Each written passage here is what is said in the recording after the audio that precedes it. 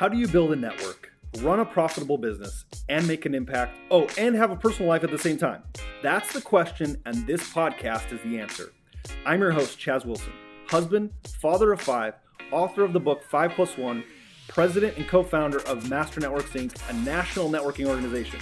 Look, each week I bring you successful entrepreneurs who will share success strategies of how to effectively build a network, add valuable wisdom to your journey, and help you succeed. Welcome to Connect, Share, and Prosper.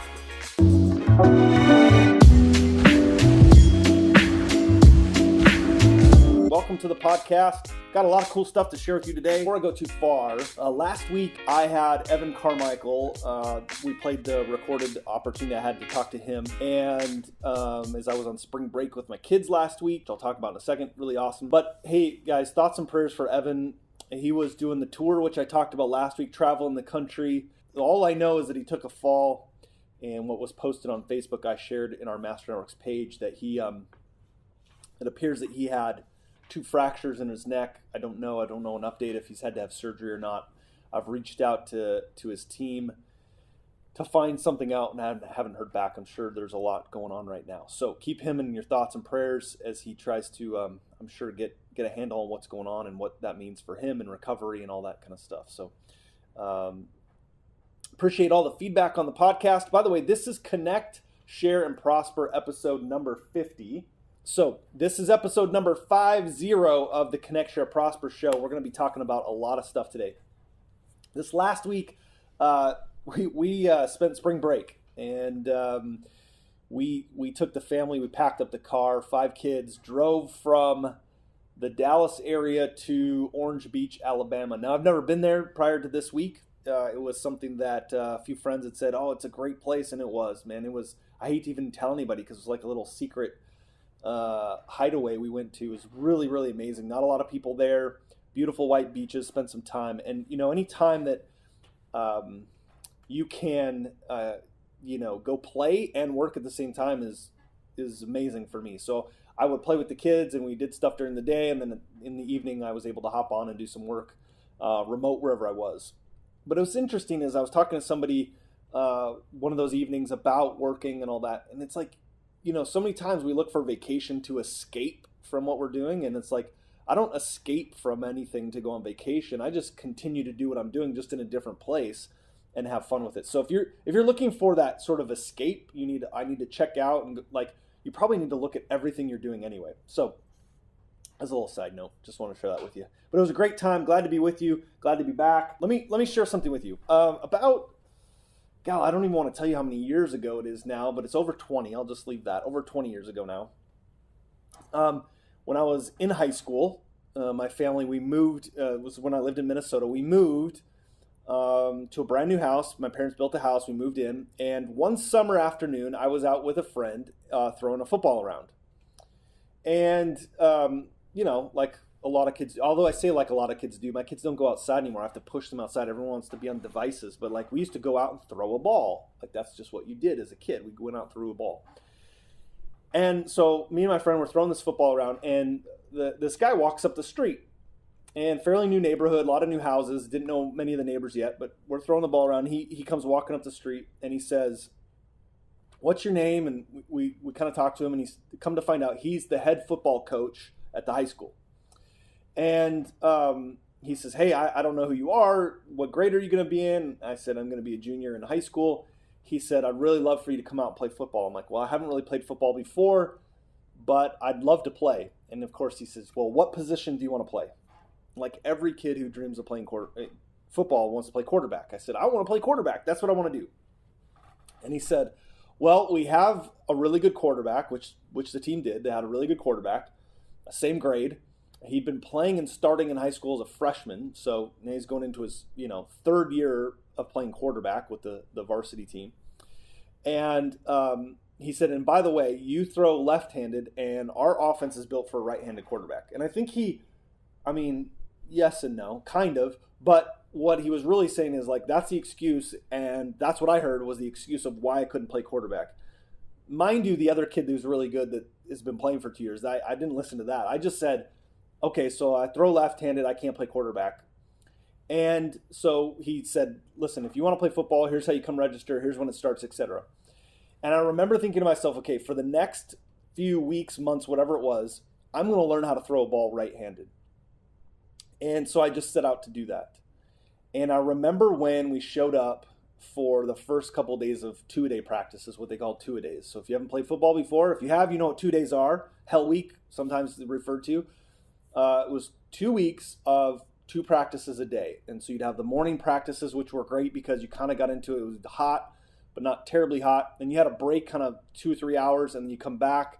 So you get kind of that, when you come back, it's really hot. To the early evening, it's not so bad. But they're long days. And so I remember showing up. And now, again, mind you, I haven't played a lot of football, just mostly with friends. I haven't played organized football.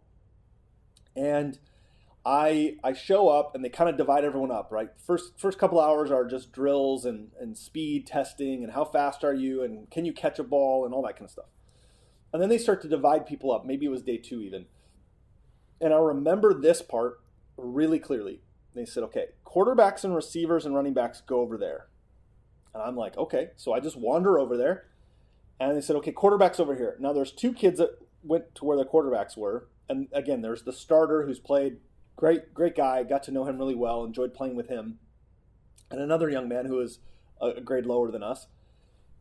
And so 2-3 kids over there playing quarterback. And I walk over there. And the coach comes up to me and he's like, son, what are you doing? And I said, well, I'm going to play quarterback. He's like, no, you're left-handed. You can't play quarterback. And I said, no, I'm right-handed. He said, no, I'm pretty sure you threw left-handed. And I'm like, well, I can throw the ball right-handed. And he's like, he's confused. I'm confused. He doesn't want me to play, etc. So he said, okay, great. We're going to have these receivers run some routes, and you're going to throw the ball to them. Now, I can throw the ball right-handed now. I've taught myself how to do it. Not extremely well. And I don't understand the steps and all that kind of stuff. Right? And so I drop back and I throw the ball, and he's pretty impressed. Like, okay, you can throw the ball right-handed. I don't know how or when that happened. And I'm like, yeah, I told him. I'm like, I worked on it for weeks. I learned how to throw a ball. I would set up a target in the backyard, and I would just throw and throw and throw and throw, and it became muscle memory for me to throw. In fact, nowadays, and I can throw the ball with both hands. And nowadays, I actually throw more dominant now with my right hand of football, whereas for years I threw with the left hand. So now it's been so many years of throwing with the right hand, it's more dominant, it's more natural. I can still throw left-handed, just not as far. That muscle isn't as strong. So anyway, we get into this, and he's like, okay, I think you can play. And so I played quarterback and was a backup for quite a bit. But that wasn't even the hardest part. Like, that was one thing. Then my coach brings to me early on in this 2 days, he lays out this big 3-ring binder. And he lays it on a desk in a classroom where all the quarterbacks are at. And he says, this is the playbook. I'm like, what is this? You mean you don't just like we used to do, you sit down, you draw it out, and like, okay, you go there, you block, well, I'm going to hand the ball off, and like, all right, ready, go. No, like, he lays it in front of me, and there's probably 30 plus formations, which I was like, okay, I got to learn the names of this. And then there's all these plays. Then there's motion. There's strong side, weak side. And then there's audibles. My gosh, I got to learn audibles too.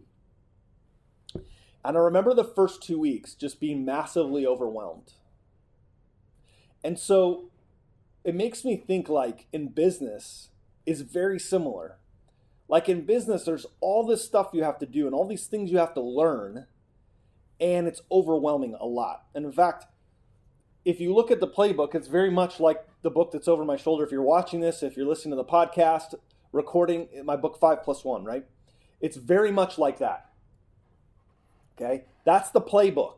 And so you lay that in front, and if you study the playbook enough, you can learn those things that you need to learn. So I remember the first time, like, I've read the playbook, I think I know basic things, and I remember the first time getting into a huddle.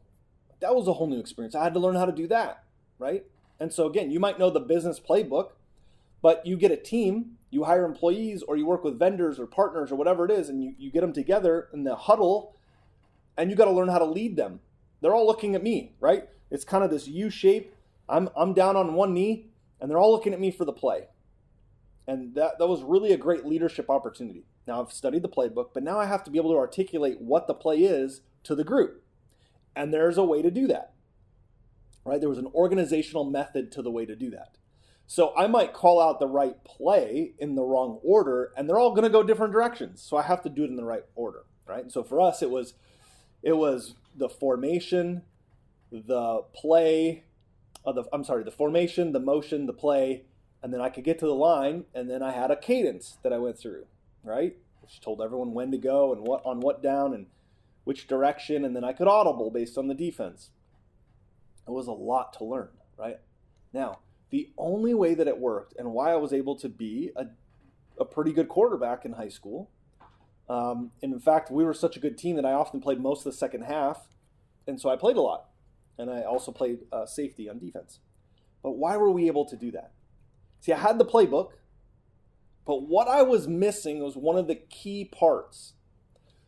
Two things. Someone who'd been there before, as an example, and a great coach that could coach me through it. See, if I just took the playbook, I could intellectually understand what it took to do that. Right? But I couldn't understand how to execute the play and what it was supposed to look like and visualize it and things. So I get out there and it was horrible. I actually remember, I remember a scrimmage we had, right? And so I've got this playbook. I got it memorized. Like I remember going to sleep before the scrimmage the night before. And I'm like, if any of you have ever had a night like this, like you sleep, but you don't really sleep. Like in my head, I wake up and I remember like I called plays in my head. I would remember where guys were supposed to go and the timing and the audibles. And if they lined up like this is what I was supposed to do. And I was exhausted. And then we have to go get up early, go to the scrimmage. And I remember I get in the huddle. The first play is my turn with the starting offense. And I remember I take a knee and I'm looking at all these people and the other 10 guys. And they're all looking at me. You know, some of them already been playing. So they're breathing hard. They're sweating. And they're looking at me like, all right, let's go. And I'm just like, I don't even know what I'm supposed to say. Like, I can't remember the play. And I had this really great guy that was on the team, and we became friends. But, like, part of the way we became friends is because he helped me. And I remember kneeling down, and I remember saying, one of the most basic plays, very simple, the coach called for me, right? It was a slot right flip, toss sweep right. And I remember it because I kept messing it up. I messed it up like 4 times in the huddle. And the guy next to me, or 2 in, he actually helps me out. He actually calls it correct. I say on 2, ready, break. We clap, we go to the line. Now, that's the first part. Like the hardest part was just getting the play out. And some of you have been that way. Like in business, you're like, I don't even know which direction we're going. Who has the ball? Where are we, on offense or defense, right? So I get to the line, and I remember they start showing blitzes, and I'm like freaking out. I don't know if I'm supposed to audible, what I'm supposed to do. And I'm like, I'm just running the play. That's what I was told to run. I'm going to run it. And remember, I just called a toss sweep right, which means I open to the left, I swing around, and I pitch the ball to the running back to the right. I take the snap. First part, I get the snap, and I open to the right to pitch the ball, and my running backs are going that way. And I'm opening my momentum this way. And I have to quick shift my feet and pitch, and I miss the guy, and it fumbles, and the defense recovers it, and that's how I started my quarterback career on a scrimmage. And I thought, I'm never going to be good at this. I'm not going to figure this out. And I think what happens often is in business, right? We have the playbook. We have a great thing like 5+1, and we think we're going to go do it alone. We think we're going to go figure it out with no help. Right? We're just going to I'm going to step on the field and I'm going to get this thing figured out. And we fumble the ball and we miss. And we're like, God dang, like I'm not cut out for this. I'm not any good, right? Well, it gets better. Actually got worse before it got better. So I get back to the huddle. The coach is like, Wilson, what are you doing? You know, coach is like, right? And I coached high school for 4 years, high school football. Like that's what we do. We yell. He's like, Wilson, what are you doing? I'm like, I know I opened the wrong way. I get it. I figured it out. So I think he wants to like see if I'm cut out for this. So he even gives me harder stuff. Like he didn't take it easy on me, threw me right in. So I remember 2 or 3 plays later, he calls a play, and it's a formation where I have a receiver on each side, and they're going to run a slant, and I'm going to quick pass, right? I'll tell you what this has to do with business, because this was the lesson for me. It was so impactful to this day. I taught kids in high school this. I teach business owners the same principle. I take the snap, I back up, 3-step drop, fire the ball, linebacker intercepts it, runs it the other way. And I'm like, man, how did he know I was going to be there? He didn't know the play. I threw it right to him. Again, head down, I'm walking back to the huddle. I got a few teammates. I got kind of a split group. A couple of them who I'm friends with are like, keep your head up, man. You're going to get it. It'll be all right. Like that kind of encouragement. And then I got a couple of others who are like, dude, you got to figure this out, man. You're killing us. So I had a split group. And I do this 4 or 5 times. A couple different teams we scrimmage throughout the season or throughout the day. And it wasn't until a couple practices later, in the film room, I have a coach sitting next to me who I found out later held some state records in college as a quarterback. Right? So here's the thing. I have the playbook. I know what I'm supposed to do. I know the play, and I'm still not executing it. But he could see something that I could not see. I was incapable of seeing this. And he was this simple thing. He said, Chaz, I want you to watch on film. I want you to watch your steps. So I'm thinking it's like, watch the defense, watch how you're throwing it, watch your elbow, where are you pointing your shoulder, all of those mechanics. He said, no, I want you to watch your feet. Like, what do my feet have to do with throwing a ball? And so what he said is, he said, look, you're stepping back with your right foot, your left foot, your right foot, then you're stepping and throwing. I said, yeah, what's wrong with that? He said, that's too many steps. See, the receiver's going right, left, or left, right, left, breaking in on his left foot, and he needs to have the ball there. It's timing, and you're missing the timing because you're not stepping with the right foot first. The first step is your left foot back, then your right foot, right?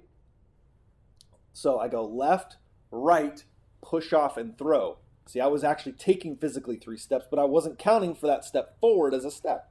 Very simple. Like, some of you are on this podcast right now going, I don't understand football. I don't watch football. I don't know what this means. This makes no sense to me. I get it, right? Just hang with me.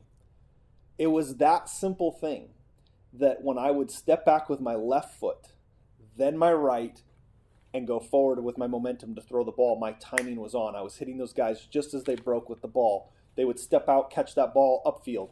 All of those things. It changed my ability to be a quarterback. It changed my confidence. I knew what I was supposed to do. I started to have momentum and rhythm. Guys, if you think there's not momentum and rhythm in business, you're missing it. Like, you're missing it. That is the key. There's momentum and rhythm in business. Okay? And when I had that coach that could pick up that slightest little thing, it changed everything for me. In football, right? It changed everything for me. Now, fast forward that to business years later. See, what I realized is I needed a playbook, right? And so I studied the best of the best out there in business. And I would get a little bit here and a little bit there and a little bit over here. And then I decided to put those things all together. And I worked with a great coach, right? A great mentor, someone who'd been there before, who could help me lay this stuff out. And so, as I talked about 2 weeks ago on my podcast, 2 episodes ago, my mentor Dave, who was there as a coach to say, look, here's all the things you have. Let's put them in the right order. And we started to game plan this out, and that's where 5+1 came. Because it was like, I really wrote 5+1 for me, right? So if you don't have a copy of 5+1, you can go to chazwilson.com and order the book for free. I'll ship it out. You just pay the shipping. I'll give you the book for free, right? So you can get that copy right away. It's the playbook. And I put the playbook together. And then I realized, okay, I have the playbook for me. I wrote it for others, but I also mostly wrote it for me, so I have it for my team. Now I have the playbook. And what I knew because of this experience playing football is that I needed a coach. And I took Dave and I said, Dave, coach me. Help me see what I can't see. Now, some of you know right now, right? I already know what you're thinking. What you're thinking is, I get it. But there's 2 things. One is I can't afford a coach, right? I can't afford a coach. Or number 2, how do I find the right coach? Okay, and so let me just share this. I've never been able to afford the coach before I paid for them. You get that? Think about that. Every time I went and got a coach, it was on faith. Like, it was belief first. The first thing I had to do before hiring the coach was believe in myself and take a leap of faith. Because every time I met the right qualified person, again, think if my football coach next to me was not qualified and didn't have the abilities to see the things, I would have struggled. And so I knew inherently that I needed to find a qualified person. The qualified coach was what I was looking for. And so I knew Dave was qualified. I knew he could give me the right advice. I sought him out, but I took that leap. And Dave said, look, this is what the arrangement looks like for my time. And I valued that. But it was still a lot. Remember, I told you guys, like $27 in my bank account at the time. And he's like, look, it's going to cost this. And look, Dave's a great man, and he values his time, and he valued mine. But he also knew that I wouldn't value it if I didn't pay for it. Right? And I really want you to think about that. Like, there's no charity in that. Like, the charity is in causing me to make an effort to afford the coaching. Do you get that? Like, he actually did me a favor by saying this is what it was going to cost. Right? Now, in retrospect, he probably could have valued it more, but he kind of met me where it made sense. And I appreciated that, right? So I took the belief, but I was like, I don't know how I'm going to afford this, right? But I did it anyway. And I see a lot of people who I coach with who are like, I don't know how I'm going to do this. You know, I got a success story of somebody who I'm going to showcase at Connect. So if you're going to be at Connect, you need to hear these stories. These are powerful. These are people who go, I don't know if I can afford it. A lot like maybe what you're thinking. In the first step, we did $33,000 the year before in total revenue, and in 7 months in coaching has done $103,000 of revenue. He had the playbook before; he had that, which is what helped him do $33,000. But it was when you took the playbook and the coaching together, $103,000 in 7 months, right? Okay, so or you don't know where to find a qualified coach, and this is sometimes where. Other business coaches and stuff sometimes look at me and go, you know, I don't like you anymore. And that's okay. But like, not every business coach out there is qualified to be a business coach, in my opinion. Right. And it's because what you have to look at what have they accomplished and what are they doing. Right. If the only thing they're doing is say, I coach, like if my football coach had said, look, I've never played the game. I've never been successful. I've never even thrown a ball. Like, I don't know how much value as a coach he would be to me at that time. Now, there are great coaches who've never really played the game at a high level. Those are very, very unique. I want you to understand that. Think about that. That's very unique. Okay? But it was finding a qualified coach. So what I want you to do is I want you to look out there, look for business people who understand the playbook and understand the value of helping you, right? It has to come from contribution. I think about that every day because it's those coaches that challenged me in business and in life that helped me get to where I am today and where I'm going to continue to go. And I'm always looking for those people, right? I'm always looking for those people that can help me. This last year, like I committed to being coached, understanding the playbook and being coached. Just committed to that. Not for a certain period of time, but forever, right? Forever. And so recently I reached out and hired a coach that's helping me in media and speaking and these podcasts and other things, right? And it's a whole team. They have people that help in different areas. And one of the hardest things to do is sometimes one of the reasons why we don't want to be coached is because we don't want the feedback. So are you open to the feedback? Right? Some of you are very open. You want to get there fast. You want to learn. You want to go. So you're open to the feedback. And I want to say that most of the time, I think I'm open to the feedback. There's times probably where I'm like, okay, thanks. You know, next. But if I really step back and think, God, I'm really open to that feedback. Okay, so I did a podcast webinar episode a couple weeks ago. And then I get on the phone with my coach. And we took the 45-minute podcast and we watched it and we went through it. And I have, this is my page of notes. I got a full page of notes on my last podcast. Full page of notes. Do this, don't do that, right? But guys, that's the power. You want to know what one of this is? Okay, so I'm going to tell you the top two things. So I hope you're listening. Those of you who are watching this on Facebook Live or watch the recording of this later, let me know how I do. The first thing it says, smile, right? Smile. I get so intense and so serious that my face doesn't match. Like it matches my intensity, but it doesn't match like how I feel. And so she's like, you got to smile more. Okay, so smile. I've been doing that. Number 2, jokes. She's like, you got to tell jokes. I'm like, I'm not really that funny. I can be witty, but not necessarily funny. And those are 2 different things. And so it's tough to do that with no one interacting, right? The good news is, though, is if you do tell a joke on a Facebook Live like this, you don't really know if it landed well or not, unless people like it. So I'm looking here, right? If anyone likes it or not. So she said, smile and tell jokes. That's feedback that a coach gave me. And what's interesting is, what's funny is she picked up on that. And the interesting part is some of my team have said, Chaz, you have an amazing sense of humor, but it doesn't come through all the time in the stuff that you're doing.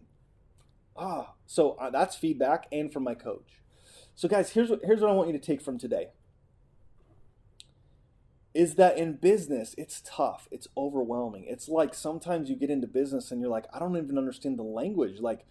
Right? What is the gazelle left, flipper, 32 toss sweep right on 3? What does that mean? What does that mean?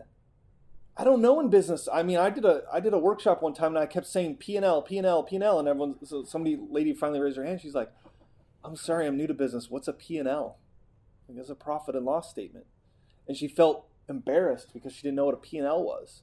She just didn't understand the language of business, right? I had to learn the language of football when I played. And in business, you got to learn the language of business. And you got to have the right playbook. Having 5+1 is the right playbook. It's simple. It's laid out. Okay? And that next step is finding someone, right? Yes, I coach people and we have coaching programs. Whether it's me or not, find a qualified person. I think ours are the best out there, but find a qualified person that can help you and give you feedback to help you have success. And I'll leave you with this thought. I've had a couple of messages with somebody recently, and I won't share too much because there's some confidentiality with it, but I do have permission to share this. So here's the basic premise. As a business owner, they're feeling beat up, right? Again, the football analogy, just taking too many sacks, fumbling the ball, not moving the ball down the field, just feeling really beat up, okay? And the disappointment isn't in others or the business, it's really in themselves. And as a coach, I had to kind of help them see that the reason you're frustrated and depressed and disappointed is frankly, you're not performing at the level you want to, and it's because you're not putting in the work. So you can't just show up Friday night and play the game and not have put in the work the rest of the week, right? They're kind of winging things and not putting in the effort where it needs to be put in. And I just shared that with them. And I did that at the risk of maybe losing them as a client or a friend. I told them the hard truth, and that's what coaches do. They say, smile, tell jokes, be funny, right? They do that stuff. They tell you those key things that you need to learn. And he reached out to me, and we had a phone call, and we discussed it. And there was he said, thank you for what you shared with me. And there was a long pause. And then he said, I appreciate that you were willing to tell me the hard truth. I appreciate that you were willing to tell me the hard truth. What I hope you take away from this, even if football's not your thing, what I hope you take away from this podcast today is, who do you have in your life that's willing to tell you the hard things, that's willing to support you, who's willing to step into the huddle and say, no, this is how you do it, and this is where you fix your footwork so that you can be successful, because we all have blind spots. We all have them, and you can't do it alone, right? So you need the help and you need the support. So here's what I'd ask you to do. Make a list. Here's your homework. I want you to make a list. Make a list of 3 to 5 people, their specific names, the people you would name. This is the person that I want to somehow get into their circle, and I'll give you a secret to that. I want to get into their circle because I think they could add value to my life and could help me, coach me in certain areas. Maybe it's overall business, maybe it's certain parts of business, whatever it is. Personal life, health, physical. Some of us need to get in physical shape and get our act together so we have the strength and stamina to be a successful business owner. Okay? There's really 2 ways once you have that list to get into that circle. You can earn your way in, or you can buy your way in. Frankly, that's it, right? So with Dave, like, I bought my way into that, and that's okay. There's nothing wrong with it. That's actually good. Okay, sometimes you can earn your way into people's circles, right? Like, there's a couple of top level business people that in actuality I've earned and bought my way in. So I buy their stuff, I buy their books, I buy their programs, I buy their courses, I buy all that stuff. I go to their events, right? I buy my way into that. But then I'm a product of their product. I'm a success story for them. I do the things necessary to be in proximity to them to earn my way into their circle. Okay? So understand that that's it. Okay? Now, I could do something to earn my way in, and it may never work out the way I want it to, but I don't do it just for that, right? I'm always gaining wisdom from them. There are coaches and mentors I have in my life that don't even know they coach and mentor me. They don't. It's sort of from afar. Like, maybe this podcast is a way of coaching and mentoring, and I don't even know who you are. You're just listening to this. I hope that you'll reach out to me and connect and tell me if it's making a positive impact, right? But that's the key. So here's what I want you to think about today. Make your list of 3 to 5 coaches or mentors that you want to have in your life. And then you find out a way, how am I going to buy my way or earn my way into their circle, right? So they'll share their wisdom and contribute to my life and my success. And understand that some will and some won't. That's okay. So who's next, right? You find that match. All right. So I'm hoping that makes sense. Now listen, if this was valuable to you, please like it, star it, share it. Give me some comments, questions you might have. I'll make sure that I answer those. If you like this, make sure you subscribe to my podcast on YouTube, Google, iTunes, etc., and share it with others. Okay? Go to my YouTube channel, subscribe to it if that's how you consume this stuff. I have this on YouTube. We have it here on Facebook and others.